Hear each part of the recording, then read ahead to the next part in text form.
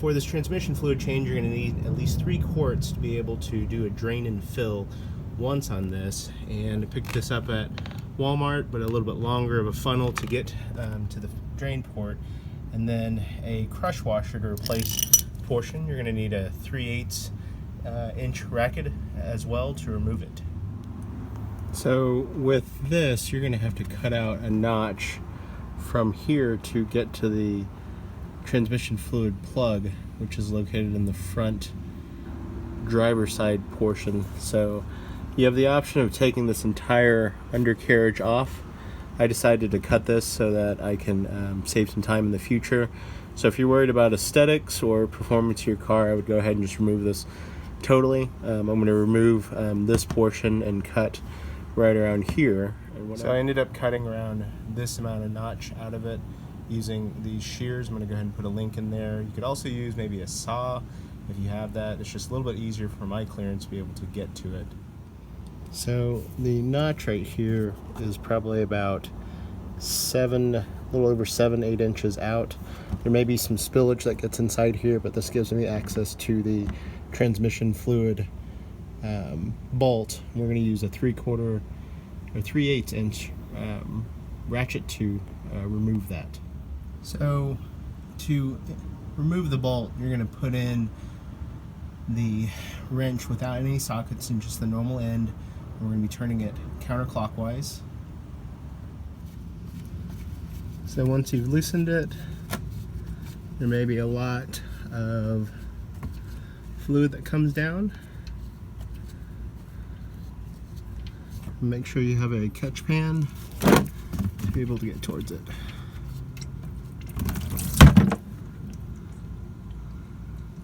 And luckily I made the right size cut. We're gonna drain all of the fluid out, and I'm gonna let that sit for a few minutes. So when you remove the bolt, you'll see some of the gunk and some of the metal shavings that they'll have right around there. We're gonna go ahead and replace that, but I want you to go ahead and wipe down the gunk from here, and you'll see this is just reminiscences. It's a actual magnetic bolt, so you'll get a lot of stuff out of this. And this is a 2008. It's been about a decade, very low miles in this car since it's been replaced. Just go ahead and wipe that down and replace the bolt before reinstalling. So once you've cleaned it up, it should look like this with a new crush washer on it. We're going to go ahead and reinstall this. So there are differences between the size of the bolt, and the one on the left is for a regular oil drain, and the one on the right is for the transmission fluid bolt. So don't think you can get away with, just purchasing the one on the left because it won't fit, and the one on the right, it's worth the $1, $3, however much your local dealership charges. So once you've cleaned it up, it should look like this with a new crush washer on it.